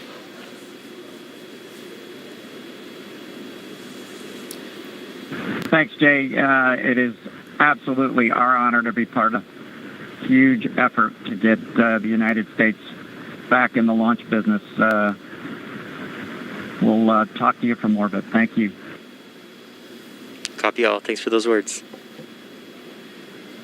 The SpaceX core, so again, that voice that's going to be talking to Bob and Doug throughout their mission from right here in Hawthorne, just offering a few quick words. The crew did confirm their crew displays are configured for launch. We are coming up on 9 minutes and counting. We've gotten through T-minus 10 minute with the crew discussions. Activity is now going to switch over to Falcon 9. Our next major event comes at T-minus 7 minutes. We begin what we call engine chill. Pre-valves will open. Those currently separate propellants on the first stage from getting down to the Merlin engines. We'll open the pre-valves. That allowed fuel liquid oxygen to flow to the top of the pumps. And more importantly, when we open the valves, that'll allow us to begin chilling the 9 Merlin 1D turbo pumps on the first stage engine.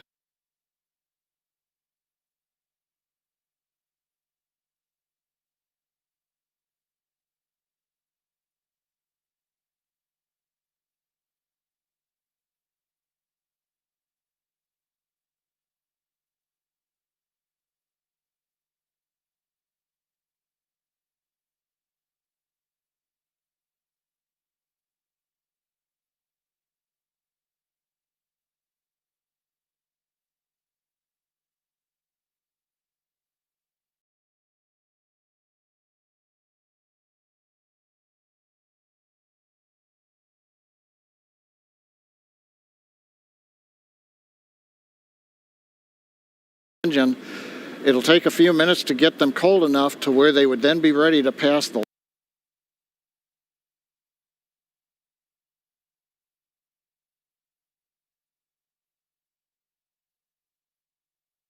large amounts of liquid oxygen through the pumps and into the main thrust chambers when we get to engine ignition at T-minus 2 seconds.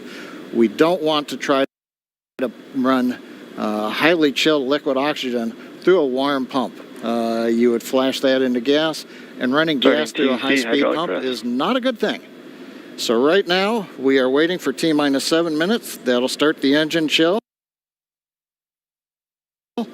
Shortly after that, we will also get the fuel shutdown.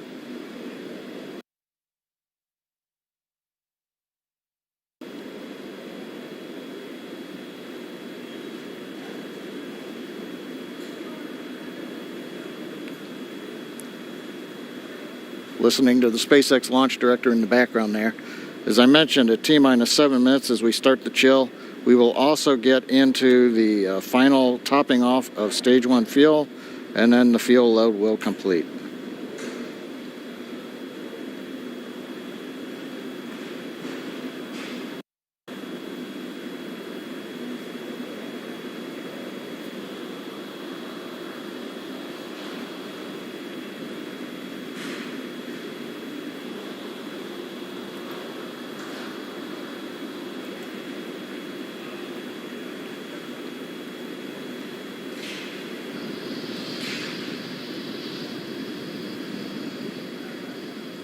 Stage 1 and Stage 2 engine chill has started.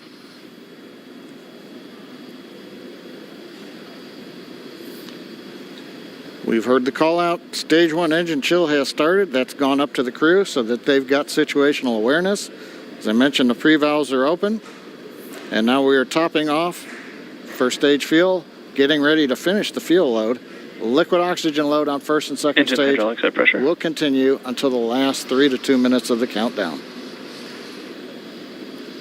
We should hear that call out RP1 load complete coming up in about 6 minutes. Again, RP1 is just that densified kerosene or that rocket fuel that Falcon 9 is going to be used to power Bob and Doug to orbit today.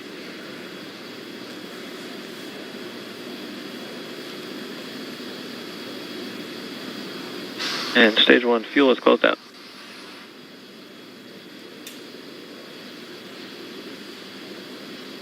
Right on time. That call out indicates that the fuel loading on the first stage is complete.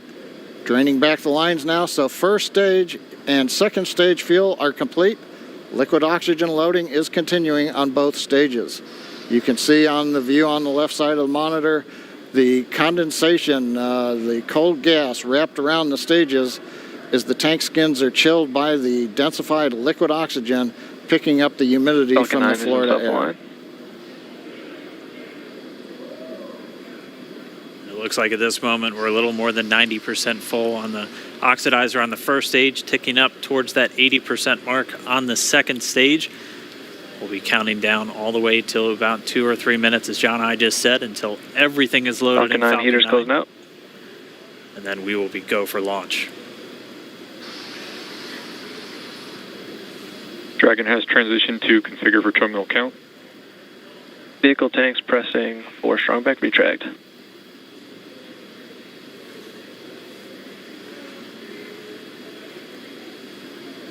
We're pressurizing the Falcon 9 tanks. We're going to open the clamp arm around the second stage and begin to retract the strongback. We'll move back about 2 degrees.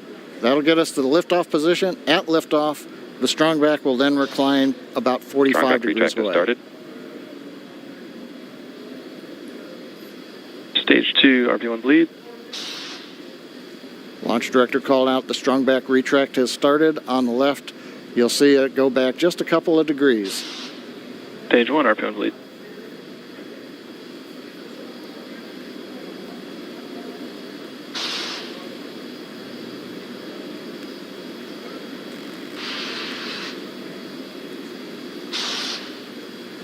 We are just 4 minutes away from liftoff. Again, at this moment, Bob and Doug are really just laser focused on those displays. They have insight directly into Dragon and the Falcon 9. They're able to see where their fuel loading is at, how everything's progressing down with the count. AFTS final setup started.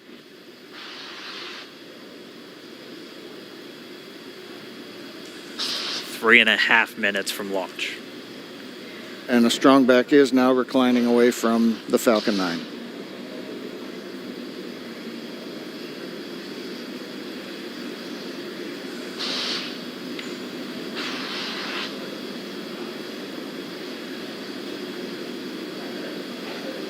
MVAC igniter purges.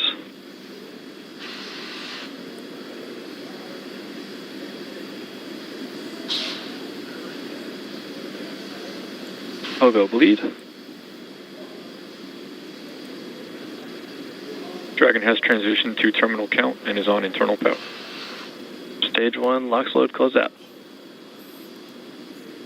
Okay, we're at T-minus 2 minutes, 42 seconds. Stage 1 LOX load is closed out. Stage 2 will continue to load for about another half a minute or so.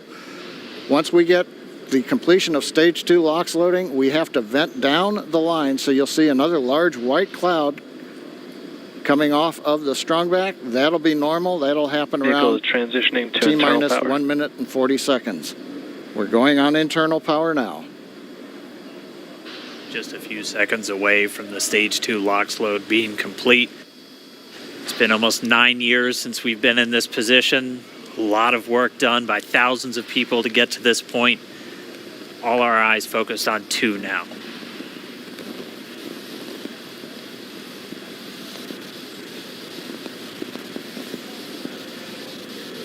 Stage 2 LOX load is closed out. Propellant fills are complete.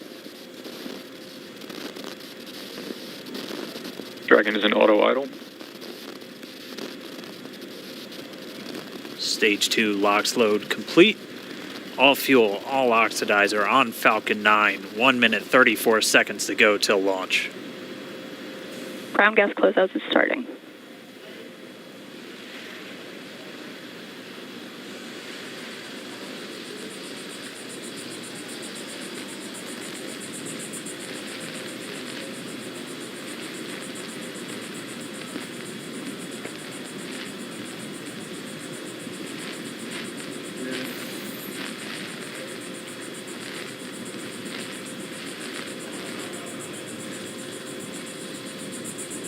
Falcon 9 is in startup.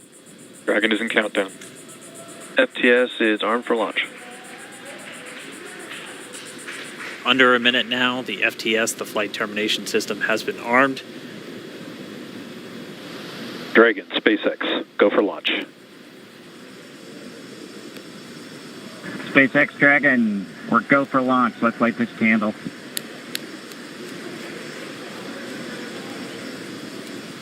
T-minus 30 seconds.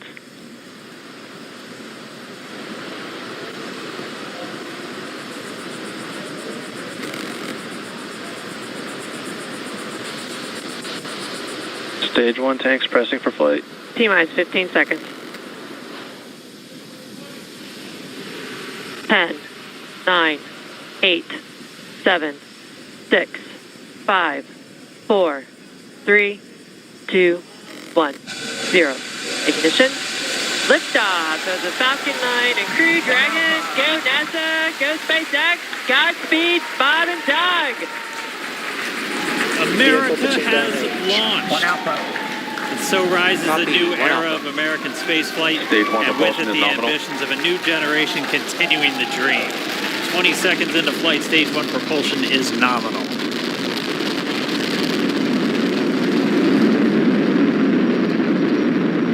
T plus 30 seconds into this historic mission. Flying crew on board Dragon and Falcon 9, and look at them go. Falcon power telemetry nominal. M1D throttle down. We're throttling down to get ready for the period of maximum dynamic pressure. We're in the throttle bucket. Reports say all systems are go. Vehicle is supersonic.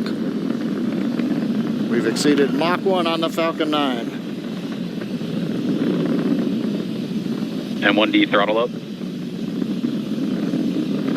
We're throttling back up to full power as we're through max Q.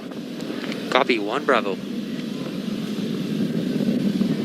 And we heard that 1 Bravo call out. That's just the second abort zone that they're in. They'll be on this until the first stage has done its job and they switch over to the second. At this point, Bob and Doug pulling about 2.3 Gs, 2.3 times the Earth's gravity, already moving at over 1,500 miles per hour.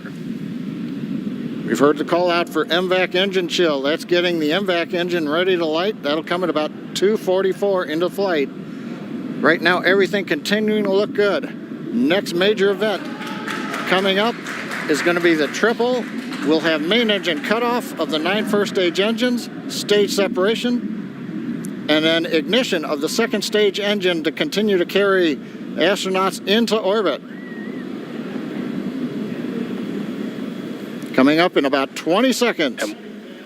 M1D throttle down.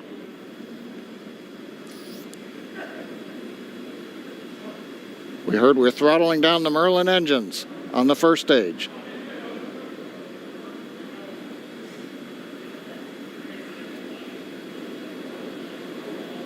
And we have Miko. Miko. 2 Alpha. Falcon stage separation confirmed.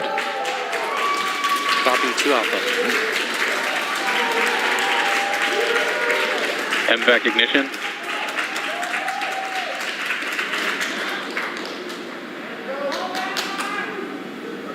All right, we have stage separation confirmed. The first stage beginning its flight back. The second stage being powered by that single Merlin 1D vacuum engine has ignited and is now carrying Bob and Doug into orbit. So they're going to continue under the power of this second stage. Stage 2 propulsion is nominal. Which will cut off at Seco, or second engine cut off at about 8 minutes and 44 seconds into today's flight. So a little over 5 minutes to go still on this second stage. You heard the call out to Alpha, so they're now in the longest abort zone that carries them all the way from about North Carolina up the eastern seaboard almost to Canada. Things looking good though, getting good call outs, nominal propulsion on that second stage. Bob and Doug continuing to make their way into orbit.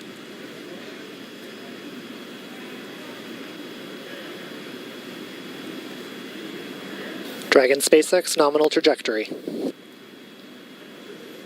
Acquisition of signal in Bermuda. SpaceX Dragon nominal trajectory. All right, hearing nominal trajectory, so Dragon pointed in the right direction, continuing to make their flight uphill. Heard acquisition of signal Bermuda. That's one of the other ground stations that they're using to get telemetry and data back from this spacecraft. Stage 2 propulsion is still nominal.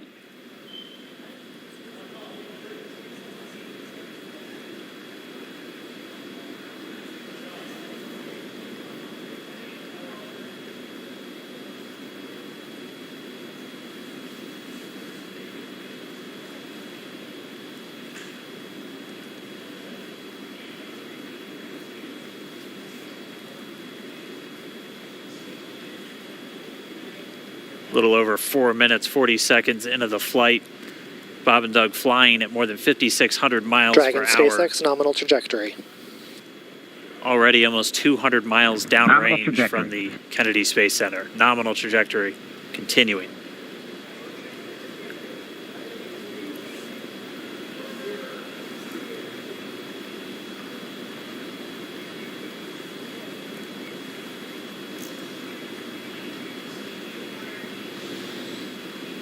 And while they continue uphill, looks like we are getting a view of the first stage as well. Yep, on your right screen, you can see that first stage with the grid fins deployed. It's making its way back to attempt to land on our drone ship, Of Course, I Still Love You Today. And we're just about a couple minutes away from the entry burn, and that's where 3 of the 9 Merlin engines do ignite to help slow the vehicle down as it re-enters back into the Earth's atmosphere. And then after the entry burn will be the landing burn, which is just a single engine Dragon SpaceX burn. nominal trajectory. And you heard nominal starting chill for entry burn. There's that call out. They are still on a nominal trajectory on Dragon, still on second stage, and that's that MVAC engine on second stage on your left screen.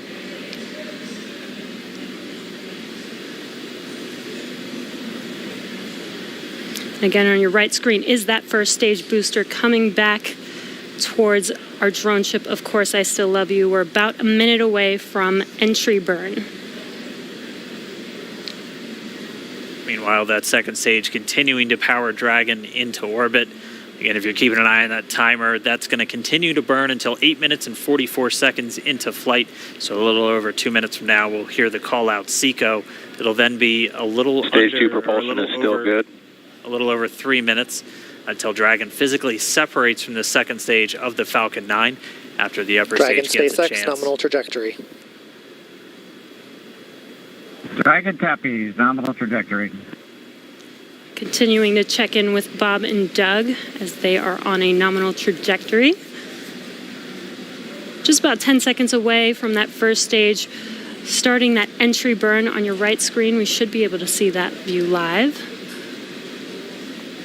Stage 1 entry burn startup.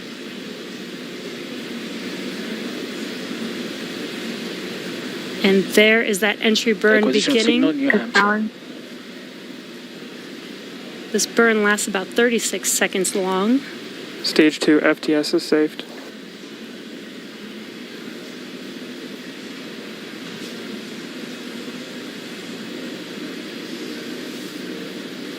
While that entry burn continues, we're just about a minute away from Seco. We'll have a number of events all happen in rapid succession. That'll be the second engine cutoff. Stage 1 we'll entry be burn looking for shutdown. that stage 1 landing burn shortly after. Yeah, actually, just within a few seconds of each other. It's such a cool view on your left screen, seeing Bob and Doug on Dragon. Right now, you can see the displays that they are seeing right now themselves. Terminal guidance. MVAC throttle step. We are coming up 25 seconds or so away from Seco, or second engine cutoff. This is also the point where Bob and Doug are experiencing their highest G-force. We're seeing the counter tick up to right about 1.8. Copy, Shannon. You heard Shannon, so that just means they're in their final abort zones. If they were to abort at this point, it would either be an abort to orbit or to land off the coast of Ireland. Standing by for second Stage 1 landing cutoff startup. confirmation. MVAC throttle step. MVAC shutdown. Stage 1 landing layer. Confirmation of Seco's second engine cutoff. Now we are waiting for our first stage to make its way to our drone ship. Of course, I still love you. Dragon SpaceX nominal orbital insertion. Didn't get confirmation, nominal Dragon orbital copies, insertion. nominal orbital insertion. And what you're seeing on your screen is a live view of our drone ship, where our first stage will be coming down. Looks like we lost that live view, but we'll wait for confirmation of that landing shortly here. Falcon 9 first stage is successfully landed. And there you can see on your screen, Falcon 9 has landed. This is the first Falcon 9 to carry humans to orbit, so very exciting for us. And as you can see on your right screen, Bob and Doug are still making their way to their targeted orbit. M1D to recovery 1. So exciting today. M1D. It doesn't stop. It does not stop. All right, we did hear again that call out, good orbital insertion, so that means Falcon 9 and Dragon right now exactly where they're supposed to be. M1D to FRC on recovery 1. And it's right at about 12 minutes when Dragon will separate. Looks like we saw a 0G indicator floating around there. I know Bob and Doug owe us a little bit about what exactly that is that they brought up with them.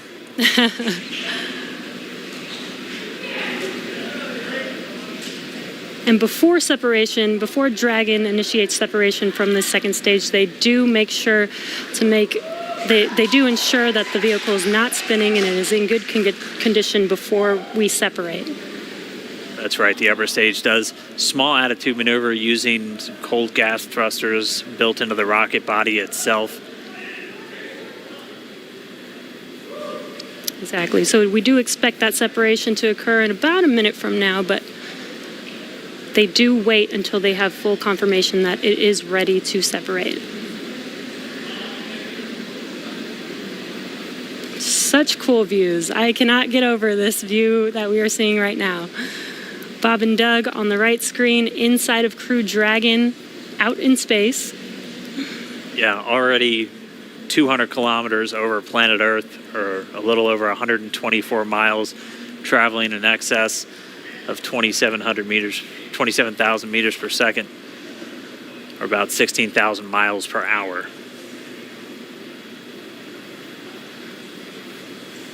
So again, we're just standing by. That separation event should be coming up shortly. Then they'll begin a series of checks on the Draco thrusters that are going to be used to maneuver and then power Dragon on its flight to the International Space Station. Standing by for separation. Expected loss of signal, wallops. It sounds like we had an expected LOS loss of signal with one of the ground stations. Waiting for confirmation now of that. Dragon separation confirmed. Dragon separation confirmed. There is a great view right in front of you of Dragon separating. Separation confirmed. And there's that call out. Dragon is now officially making its way to the International Space Station today. Dragon SpaceX with that separation call. We have a few words for you from our Falcon 9 team. Standing by. Dragon, Chief Engineer on Dragon to Ground. Bob Doug, on behalf of the entire launch team, thanks for flying with Falcon 9 today. We hope you enjoyed the ride and wish you a great mission. Thanks, Bala. Congratulations to you and the F9 team for the first human ride for Falcon 9. And it was incredible. Appreciate all the hard work, and thanks for the great ride to space. Copy all. Oh, and Mike, proud of you guys and the rest of the team. Thank you so much for what you've done for us today, putting America back into low Earth orbit from the Florida coast. Copy all. Good luck. Godspeed.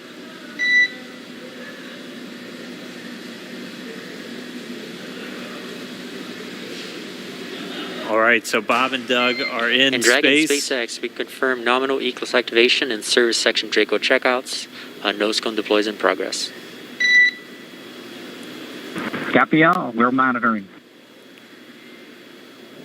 The Corps here in Hawthorne giving the crew a heads up that we have confirmation the nose cone is deploying. So again, that nose cone is going to open up a little bit more than 90 degrees, goes up to about, I think, 105 degrees, and that's going to expose the actual docking ring and the hatch that they're going to be going through once they attach to the International Space Station, and also 4 of those Draco thrusters, we call them the forward bulkhead thrusters, that are going to be used for these major phase burns or firings of those thrusters to actually raise their orbit gradually over the coming hours. Also heard good activation of the ECLS, that's the Environmental Control and Life Support System. That's everything controlling their atmosphere, just keeping Dragon a nice, safe, habitable environment where they're going to be living for the next 19 hours until they arrive at the space station. Right, exactly. And Falcon 9's job may be done for today, but the mission is not over. Crew Dragon's job is not done. As you can see, Bob and Doug are still inside Crew Dragon, making their way. It will be a 19-hour trip to the International Space Station before they dock tomorrow morning. And such cool views. I love that we can get these live views here and see and watch what they're doing now that they are in orbit. Yeah, it's incredible to just be looking over their shoulder, to be along for the ride. And we're going to be with them, and we're going to be with all of you the entire way for their journey to the space station. We're going to be covering live throughout. Bob and Doug will obviously have a sleep period where they'll get about 8 hours of sleep a little bit later today before they wake up for all of their final approach. One of the major things we are looking forward to in the next couple of hours is going to be their first turn at the controls. So they're actually going to be using those touchscreen displays to take control and manually pilot Dragon. We'll walk you through what that's going to look like, and assuming we have some good ground station coverage, we'll be able to get views from right inside Dragon, looking over their shoulder as they manipulate the controls at the display. But I mean, we had a smooth ride uphill, both stages of the Falcon 9 doing their job, placing Bob and Doug into orbit. I mean, this is a day. This is a historical day. This is us kicking off that new era of space flight that we've all been talking about and longing for since the space shuttle program came to an end in 2011. Yes. And the weather cooperated. Yes. Second time's a charm. Right. All right, so day for the history books.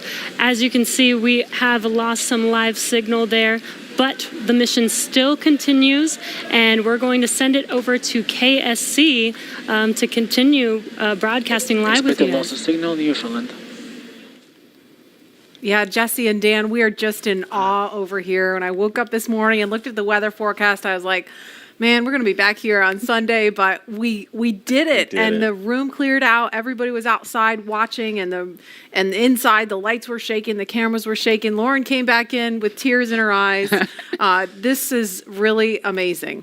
I can't believe it. I saw it with my own eyes. This is, I'm a little bit speechless. Just so grateful that we got them up there, and there's a lot more to go, but I'm so happy they're safe right now. I'm just so happy. Yeah. Leland, you were talking about it. It's amazing what we can do when we work together. Yes, American astronauts on an American rocket from American soil.